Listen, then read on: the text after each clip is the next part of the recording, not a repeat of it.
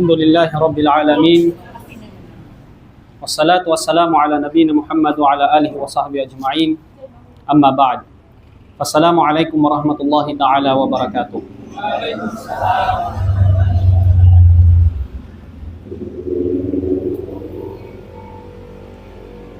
Unang-una sa lahat, purihin natin ang Allah subhanahu wa ta'ala sa kanyang mga pagkakataon na kanyang ibinigay sa atin upang makadalo sa ganitong mga pagtitipon.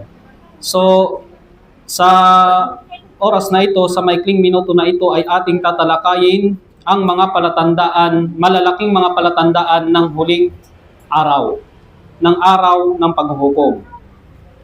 Kung mayroong mga malalaking mga palatandaan, ang araw ng paghuhukom ay meron rin itong mga minor o maliliit na mga senyales. Mga senyales ng pagdating ng huling araw. At ang mga senyales na ito ay panimula lamang sa iba pang mga malalaking mga senyales na naghuhudyat na nalalapit na ang paggunaw ng mundo. At ang mga malalaking mga senyales na ito, mga palatandaan na ito ay 10. Tulad ng nabanggit ng Propeta sallallahu alaihi wasallam sa hadith. Na iulat ni Hudayfa bin Usaid radhiyallahu anhu na kanyang sinabi, noong kami ay nakaupo kasama ng iba pa ay inaalala namin ang huling araw. At ang Propeta sallallahu alaihi wasallam ay nakita kami at nagtanong siya kung ano ang ginagawa namin. At sumagot naman kami na inaalala namin ang huling araw. At pagkatapos ay sinabi ng Propeta sallallahu alaihi wasallam sa amin na hindi darating ang huling araw maliban na lamang kapag dumating ang 10 palatandaan. Ad-dukhan wad-dajjal wad-dabba wa tulu'i syams min maghribiha wa nuzul Isa bin Maryam alayhi salam wa Ya'juj wa Ma'juj wa salasatu khusuf khasafu bil masyriq wa khasafu bil maghrib wa bi jaziratil arab wa akhiru dhalika narun takhruju min al-yaman tataraddu an-nasu ila mahsyarihim. Sinabi ng Propeta sallallahu alaihi wasallam, ang usok, ang paglabas ni Dajjal, ang hayop, ang pagsikat ng araw sa kanluran, ang pagbaba ni Isa alaihi salam, ang Ya'juj at Ma'juj, at ang 3 mga pagguho ng lupa.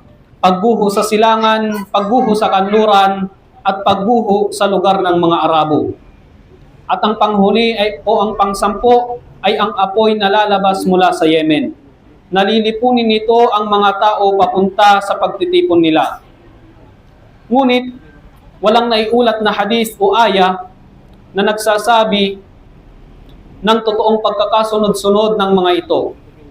Dahil ang mga hadith na nagsasabi na ang mga senyalis na ito ay magkakahiwa-hiwalay. Nang isang senyalis ay nabanggit sa isang hadith, habang ang iba ay hindi nabanggit sa hadith na yaon. Ngunit, kapag ang isang senyalis ay mangyari, ay siguradong ang isa pang senyalis naman ay susunod na mangyayari. Ang 10 senyalis na ito ay parang mga bato sa isang alahas, na ang mga ito ay magkakalapit-lapit sa isa't isa at magkakasunod-sunod. Tulad sa hadith na sinabi ng Propeta sallallahu alaihi wasallam, ayyuhuma kanat qabla sahibatuha fal ukhra ala israha qariba. Kung anuman ang maunang mangyari sa mga senyalis na ito ay tiyak na malapit na ring mangyari ang kasunod nito. At bago natin pag-usapan ang mga malalaking mga senyalis na ito, mga palatandaan na ito, ay talakayin muna natin ng kaunti ng pahapyaw si Al-Mahdi. Dahil katotohanan na siya ay lalabas o lilitaw bago mangyari ang mga senyalis na ito. Si Al-Mahdi ay lilitaw bago pa mangyari ang 10 mga senyalis na ito. At ang mga Muslim o mu'min o mga naniniwala ay sama-sama o sasama sa kanya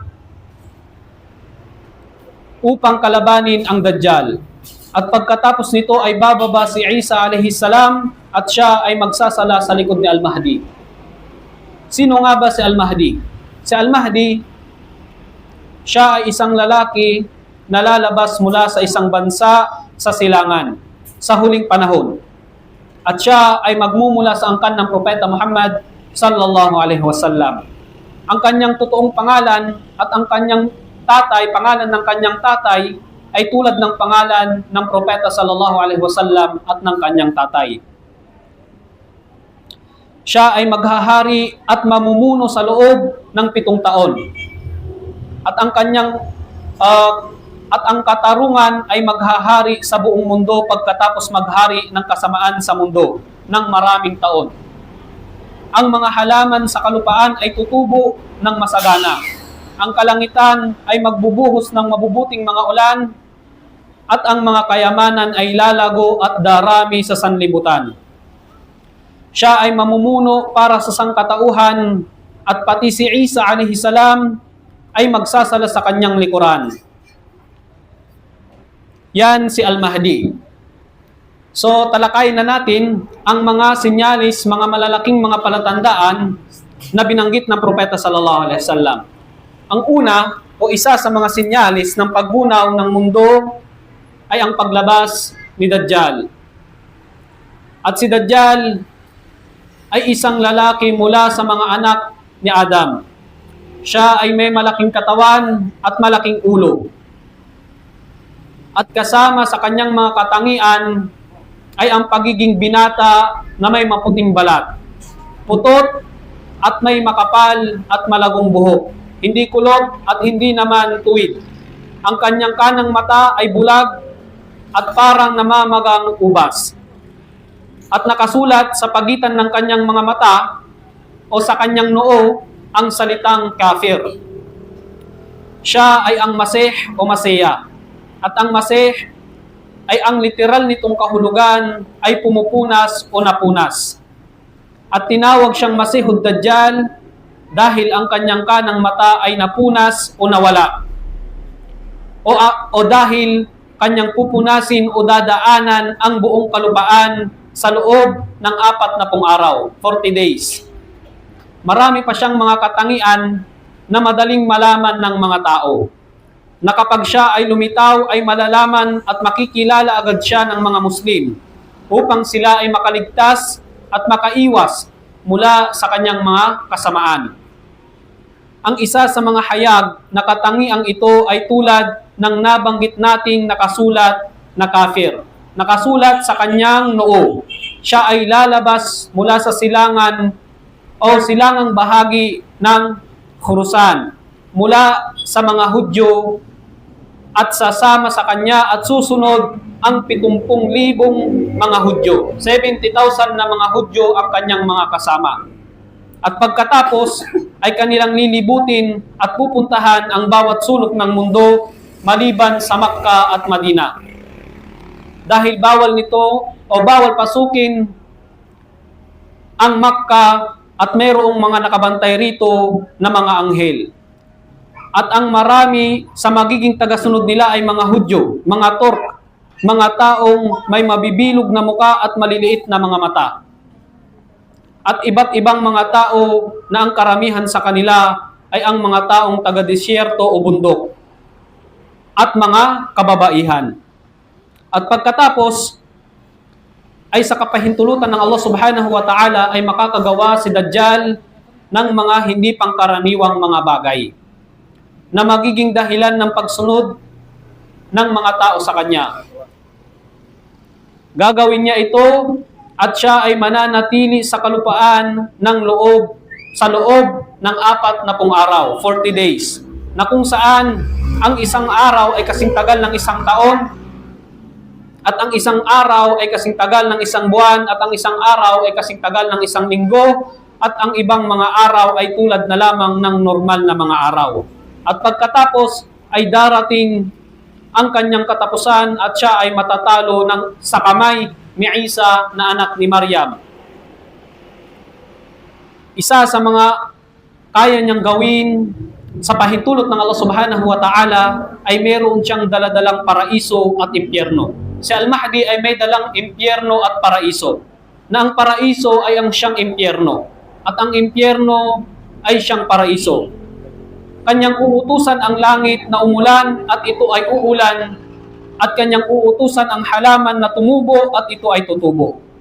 Kaya niyang libutin ang buong kalupaan dahil siya ay kasing bilis ng isang hangin. at kanyang aakuin na siya ay Panginoon. At sa panahong iyon ay hindi na maliligtas ang isang tao na hindi naniniwala bago pa man mangyari ang mga sandaling iyon. Yan si Al-Mahdi ay isa sa mga sinyalis, mga malalaking sinyalis ng pagdating ng araw ng paghuhukom. Ang pangalawang sinyalis ay ang pagbaba at muling pagbabalik ni Isa na anak ni Maryam, na siya ay may katamtamang tangkad, hindi matangkad at hindi naman pandak. Siya ay maputi, may malapad na dibdib at may mahabang buhok. Siya ay lilitaw na para bang galing siya sa banyo na bagong ligo. At ang kanyang buhok ay maayos na nasuklay na umaabot sa kanyang mga balikat. Siya ay ipapadala ng Allah subhanahu wa ta'ala sa mga taong mga naniniwala. Sa mga Muslim, pagkatapos ng paglabas ni Dajjal at kanyang ginawang pamiminsala sa kalupaan, ay siya ay ibababa ng Allah subhanahu wa ta'ala. Siya ay bababa na mayroong puting minaret doon sa silangan ng Damascus sa Sham. Siya ay bababa na ang kanyang mga kamay ay nakahawak sa mga pakpak ng dalawang anghel. At walang kafir o hindi Muslim ang makakaamoy sa kanyang hininga o paghinga maliban na siya ay mamatay. At ang kanyang hininga o paghinga ay umaabot sa kung saan umabot ang kanyang paningin. Nang ibig sabihin, ay kaya niyang paslangin ang maraming mga tao na mga hindi mananampalataya, mga kuffar, dahil ang kanyang hininga o paghinga ay sumasama sa hangin. Dahil katotohanan na ang kanyang hininga kapag naamoy ng mga hindi naniniwala ay sila ay mamamatay. Kakalabanin niya si Dajjal at kanya rin kakalabanin ang mga Hudyo.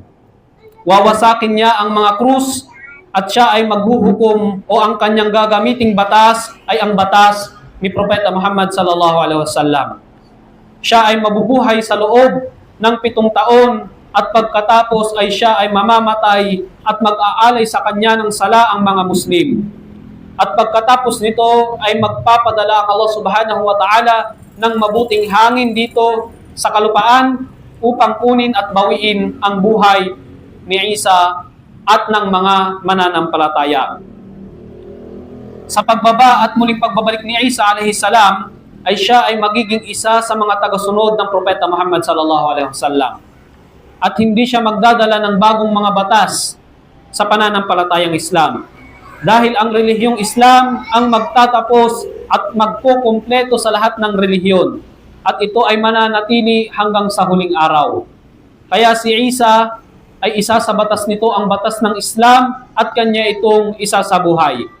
Yan si Isa alayhi salatu wassalam na isa, ang kanyang pagbabalik ay isa sa mga malalaking palatandaan ng araw ng paghuhukom. Pangatlong sinyalis ay ang paglabas ng Ya'juj at Ma'juj o ang mga Gog at Magog. Sila ay mga tao rin na sobrang dami. Hindi maayos ang kanilang pagsasalita, maliliit ang kanilang mga mata, matitigas ang kanilang mga buhok, malalapad ang kanilang mga mukha, na para bang mga kalasag, na ang kanilang mga hitsura at kulay ay tulad ng mga taong may lahing tur. Sila ay lalabas pagkatapos ng pagbaba ni Isa alayhi salam at sila ay maghahasik sa lagim at kapinsalaan sa kalupaan. Dahil dito ay magdudua o mananalangin si Isa alayhi salam laban sa kanila, kaya sila ay pupuksain ng Allah subhanahu wa ta'ala. At pagkatapos ay magpapadala ang Allah subhanahu wa ta'ala ng ulan at itatapon sila sa dagat, malilinis ang kalupaan mula sa kanilang mga baho. At ang mga tao ay maliligtas mula sa kanilang mga kasamaan.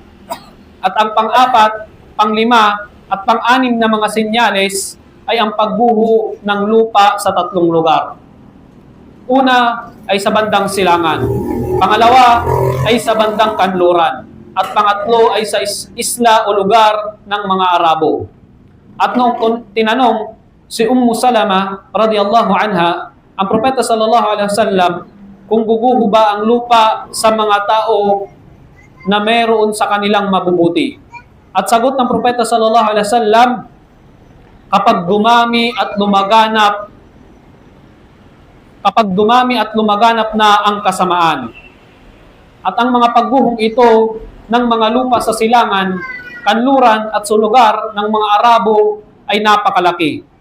Na ang mga ito ay hindi basta-bastang guguho. Bagkus kakainin nito ang mga bagay na nasa ibabaw ng kalupaan.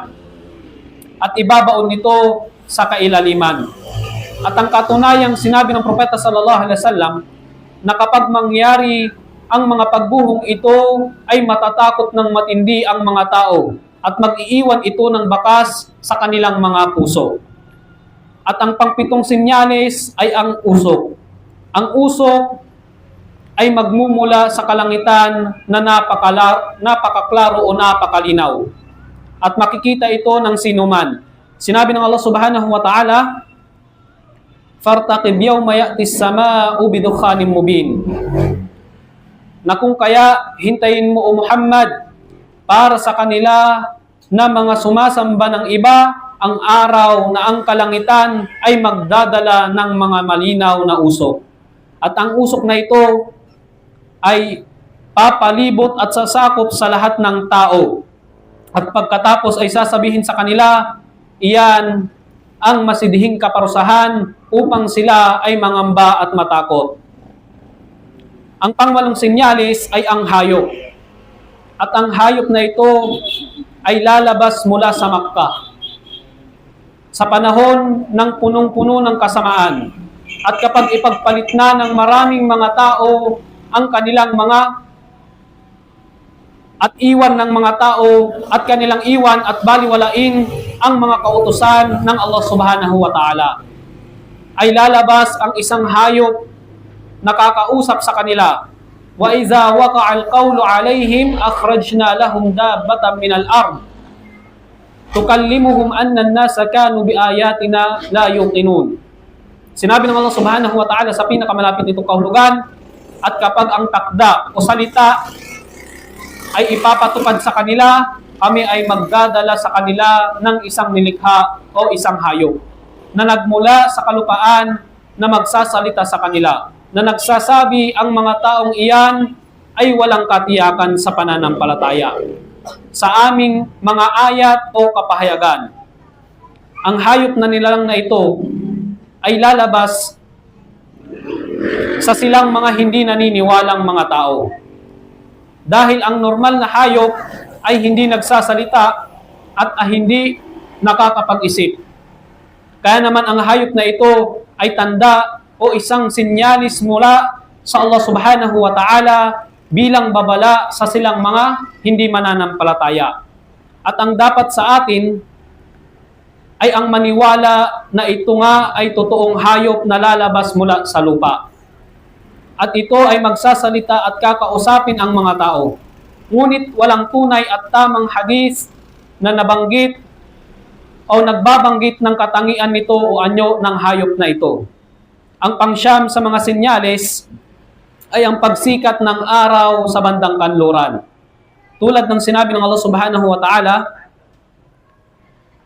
"Yawma ya'ti ba'du ayati rabbika la yanfa'u nafsan imanuha lam takun amanat min qablu aw kasabat fi imaniha khaira." Sa araw na iyon, ng ibang mga tanda ng iyong Panginoon ay darating, walang kaluluwa ang makikinabang mula sa pananampalataya nito. Kung ito ay hindi naniniwala noong una o nagsikap na makagawa ng ibang kabutihan sa pamamagitan ng pananampalataya nito. Ang mga tao ay normal nilang tinitignan ang paglubog at pagsikat ng araw sa normal na lubugan at sikatan nito. Ngunit biglaan ay sisikat ang araw sa kanluran at doon ay maniniwala silang lahat. At sa panahong iyon ay hindi na makakabigay ng pakinabang pa o wala nang magiging saysay ang kanilang paniniwala kung sila ay hindi naniniwala bago pa mangyari ang mga bagay na ito. At sa panahon ding iyon ay hindi na matatanggap ang pagtatawba o pagbabalik loob ng sinuman sa mga tao. Katunayan, napakadakila at napakalaking bagay para sa isang tao na masaksihan ang mga pangyayaring ito. Ang mga sinyalis na ito na gagawin silang matatakutin sa Allah subhanahu wa ta'ala. Na sila ay magiging mu'min o mga Muslim sa sandaling makita nila ang mga tanda na ito mula sa Allah subhanahu wa ta'ala. Na naghuhudyat ng pagbunaw o nalalapit na pagbunaw ng mundo. Ang pangsampo o panghuli na sinyalis na mangyayari at magtatapos sa mga sunod-sunod na sinyalis na ito ay ang apoy na magmumula sa Yemen. Ang apoy na ito ay maglilipon at maggagabay sa mga tao patungo sa iisang lugar na kanilang pagtitipunan.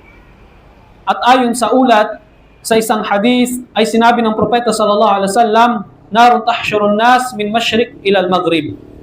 Apoy naiipon ang mga tao mula sa silangan patungong kanluran. At sa ibang hadith, sa takhruju narun qabla yawm al-qiyamah min bahri Hadramaut aw min Hadramaut tahsyurun nas.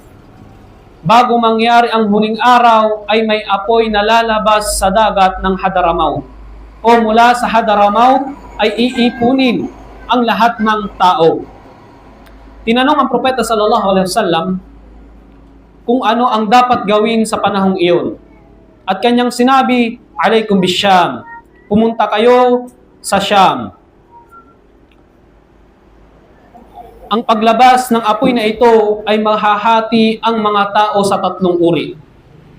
Kapag lumabas na ang apoy na ito, ang mga tao ay mahahati sa tatlong uri. Ang unang uri ay silang may mga sasakyan at nasa unahan. Ang pangalawang uri ay silang mga naglalakad lang at minsan ay nakasakay sa isang hayop. Sila ay magpapalitan sa pagsakay at minsan ay dalawang sakay sa isang hayop, ang iba naman ay 3 ang sakay at ang iba ay 10 ang nakasakay sa isang hayop dahil sa walang masakyan. At ang pangatlong uri ng mga tao sa araw na iyon ay silang mga nasa likod ng apoy ay nakapalibot sa kanila at minsan ang mga nahuhuli ay kinakain na ng mga apoy. Ito ay tulad sa Sahihul Bukhari na sinabi ng Propeta sallallahu alaihi wasallam, "Yahsyurun nas ala salata taraik, ragibina wa rahibin, wasnani ala ba'irin wa salasatu ala ba'irin wa arba'atu ala ba'irin wa asyratu ala ba'irin wa yahsyuru baqiyatuhum an-nar taqilu ma'ahum haythu qalu wa tabitu ma'ahum haythu batu wa tasbahu ma'ahum haythu asbahu wa tamsi ma'ahum haythu amsu." Sinabi ng Propeta sallallahu alaihi wasallam, ang mga tao ay maiipon sa 3 paraan. Mga taong nagugustuhan nila ito at mga taong natatakot dito. At 2 tao sa isang kamelyo at 3 sa isang kamelyo. At 4 sa isang kamelyo at 10 sa isang kamelyo. At maiipon sa apoy ang matitira sa kanila. Ang apoy ay kasama nila sa oras ng tanghali, kasama rin nila sa oras ng gabi, kasama rin nila sa oras ng umaga, at kasama rin nila sa oras ng hapon. Kaya naman, obligado sa atin na paniwalaan ang mga tanda o mga sinyalis na nabanggit ng Propeta sallallahu alaihi wasallam, na ang mga ito ay totoong mangyayari at atin ring paniwalaan ng lahat ng mga sinabi sa atin ng Propeta sallallahu alaihi wasallam ay totoo at mangyayari. Dahil katotohanan, hindi makukumpleto ang ating iman o ang ating paniniwala maliban na lamang na paniwalaan natin ang mga bagay na ito. At katunayang ito ay kasama sa mga haligi ng pananampalataya. Katunayan na ang pinakamarapat sa atin na gawin o gawin ng isang tao para sa mga bagay na ito ay ang paghandaan niya ito at siya ay makipag-unahan sa paggawa ng maraming mga mabubuting mga bagay. At nararapat na siya ay magbalik loob sa Allah subhanahu wa ta'ala ng tapat sa Allah subhanahu wa ta'ala at humingi siya ng kapatawaran mula sa Allah subhanahu wa ta'ala. Dahil katotohanan, ang Propeta sallallahu alaihi wasallam, bago niya sabihin ang mga senyalis na ito, ang mga palatandaan na ito, ay kanyang sinabi, badiru bil a'mal. Magmadali kayo sa paggawa ng kabutihan. Kaya naman, gumawa tayo ng maraming mga mabubuting mga bagay upang tayo ay maligtas sa masidhing araw na ito. Ang araw na kung saan ang lahat ng tao ay nakatayo sa harap ng kanilang Panginoon. Hanggang dito na lamang po, sana po ay naintindihan natin ang mga palatandaan, mga malalaking mga palatandaan na ito at magsilbing aral sa atin upang tayo ay magbalik loob sa Allah subhanahu wa ta'ala at gumawa ng mga mabubuting bagay. Wa akhiru da'wana anilhamdulillahi rabbil alamin. Fassalamu alaikum warahmatullahi wabarakatuh.